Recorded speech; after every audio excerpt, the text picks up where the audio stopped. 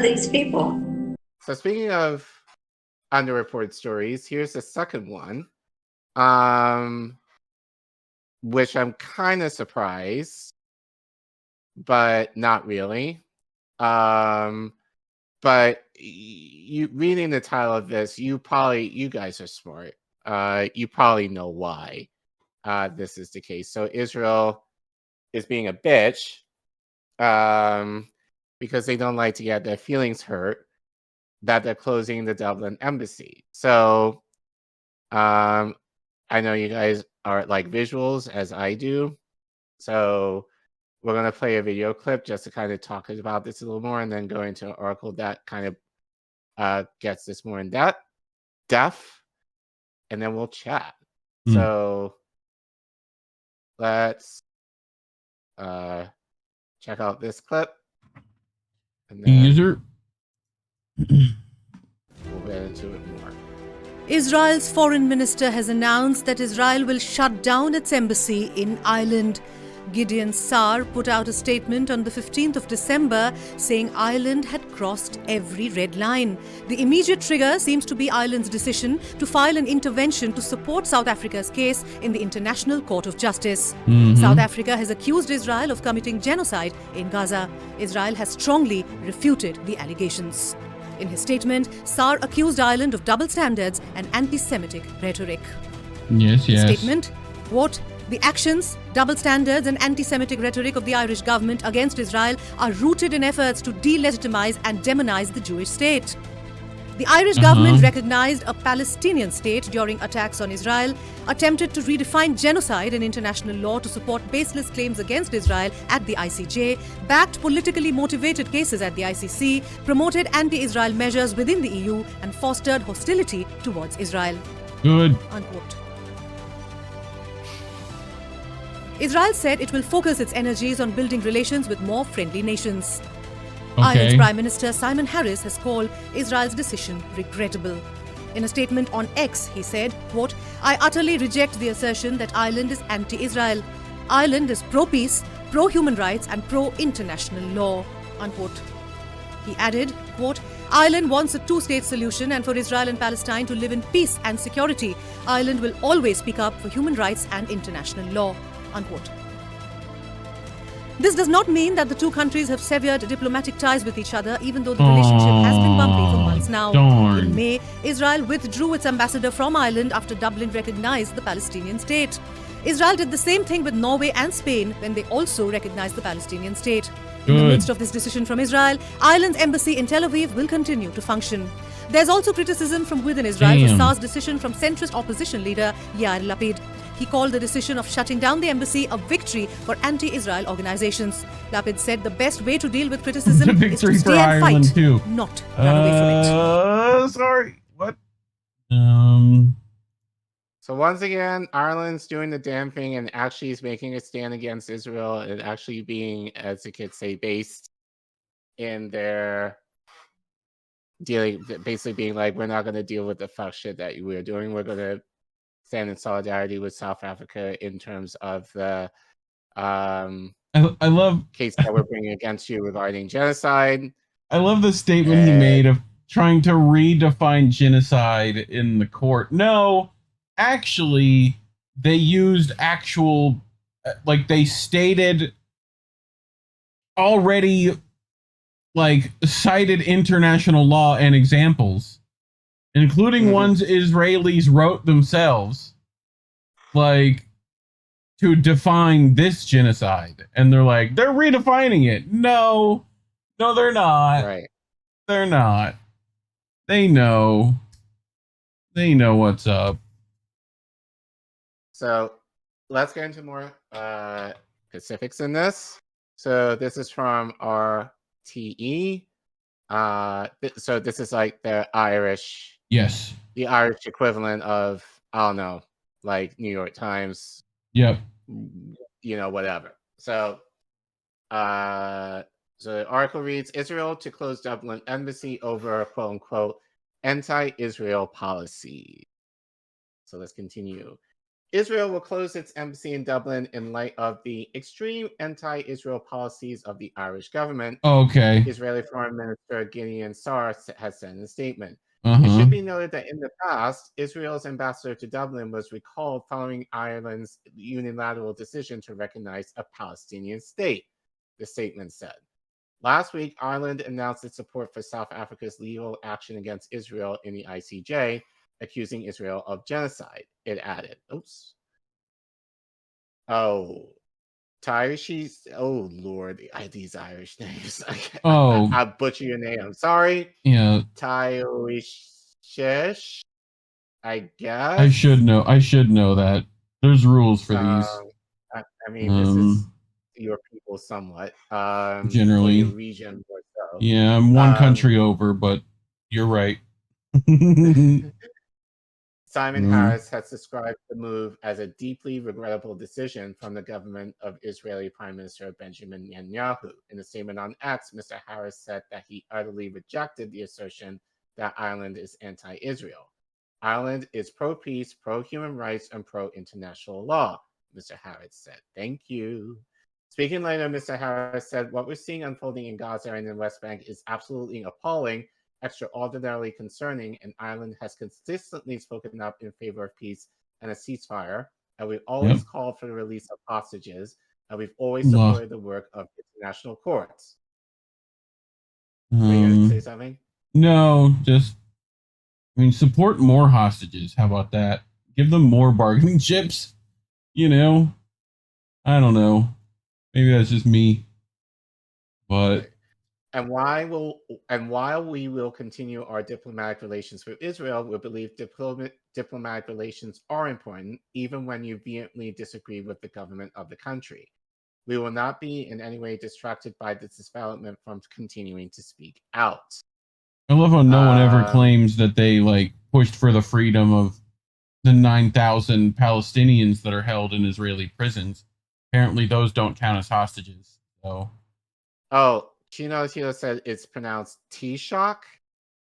Taoiseach. Gaelic's weird. Possible. Yeah. Yeah.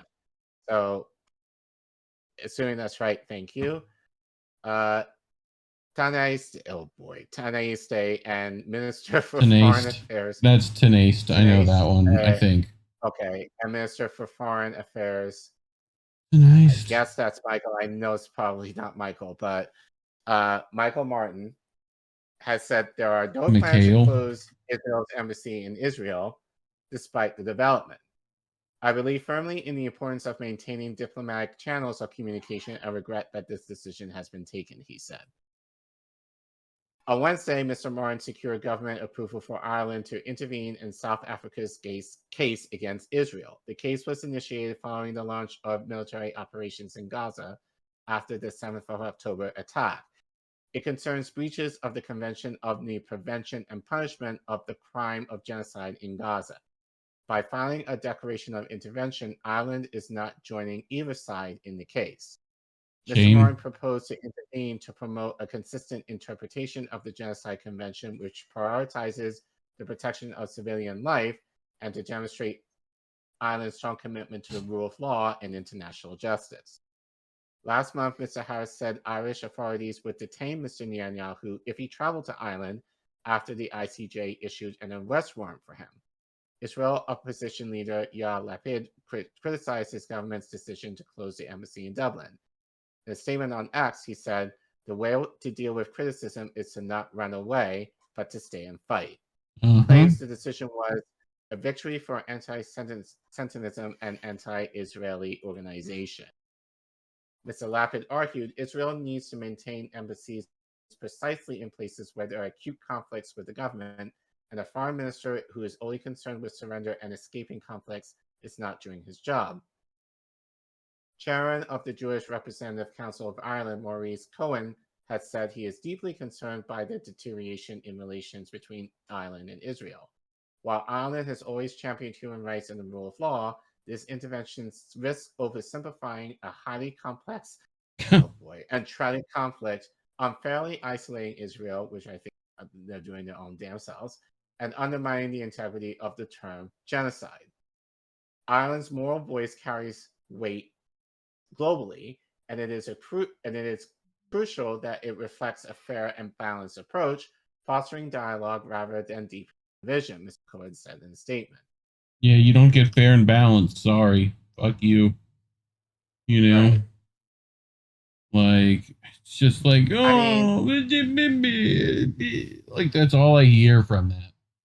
You know? Well, I get the both sides that language given the position that, Ireland is in somewhat. I get that kind of. But but I think the action that they're taking is, that we are signing with South Africa in terms of the, you know, at minimum, I think that's a good thing. And eh, I just wonder if there's more that can be done, to really take that stand. But Yeah. at minimum, it's making Israel pissed, which is always a good thing, I think, in my regard. But then the idea of like, oh, you have to listen to both sides. Well, the problem is like Ireland has. Yeah. And you don't like that they're taking a side, essentially. Well, over part you. of the problem is Ireland's own history. Right. Like, it's dealt with its own colonial powers frequently, and they got pretty good at dealing with them, I hear. Right. A lot of people were afraid to start their cars for a while, so Look, I told this. Look, I told this. I think I've told this story several times, but like I grew up in the UK in the era of the NRA, and like in the IRA. 80s, and I remember this specific time. I had to be about 5 or 6 years old, and I remember I wanted to go to the zoo. My mom was going to take me to the zoo. I was excited to go to the zoo, and we ended up not going because there was a bomb that was detonated in central London. So we didn't go to the zoo. But I remember, that visual in my mind of bomb and how that affected me not going to the zoo stuck with me. So yeah, but they called to make sure that the actual normal folks knew there was going to be a bomb. They only wanted to kill a fucking cops. Usually, that was their only goal most of the time.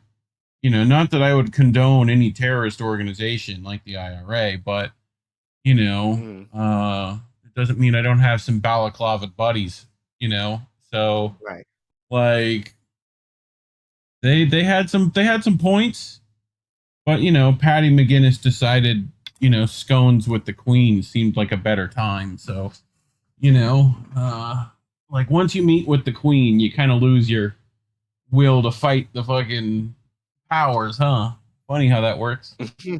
But yeah, I mean, they've had a long history. Muhammad Ali called it back then that Ireland was also part of this fight. So glad they've been there. Shout out to Claire Daly, Mick Wallace, been at it for a minute, talking about this kind of stuff. So yeah, I mean, craziness. But I mean, this is par for the course, though, for Israel. They're going to do that everywhere. But so yeah, so not really surprised, but no. But at least we have a Western nation who's willing to take a formal stand against them in this way. So it'll be interesting to see how it develops, if anything. Yeah, I would like the ICJ stuff to not just be strongly worded letters, Right. But anyway, you were saying? But talking about that story as well, and others like that as well, we're demonetized. So if you want to support us, feel free to scan the QR code if you have a smartphone that you see on your screen, or go to the link that you see below your screen at kofi.com/indienewsnetwork. And you can give as little as $1 towards helping us grow and to continue producing the show and other shows in the network so that you're able to watch them for your viewing pleasure. And most importantly, because YouTube thinks we suck and we're not viable in terms of ad revenue, the only way that we're able to grow and to promote this network even more is through viewers like you. So please don't forget to like and subscribe, and please share our clips and content to help fight the suppression that we're seeing online. And be sure to leave a comment if you watch any of our clips or if you watch any of our live streams. We really do appreciate it. We do read them. We do take, ones that are obviously not bots to heart, as they can give us ideas of what to talk about as far as future segments. So your participation and your connection with us helps us get better. And we hope by next year that we're able to get to 3K, hopefully a lot higher than that. But like, we'll say we're 3K for now, since we are at just under 2,300 subs right now. So we're almost at 27, so you can make that happen. Or what is it, 20, 23? So we're just under 23. Just under 23. That's it. We're 20 away from 23. Yeah, that's not bad. Yeah. So, and thank you for watching. We love you. Yeah.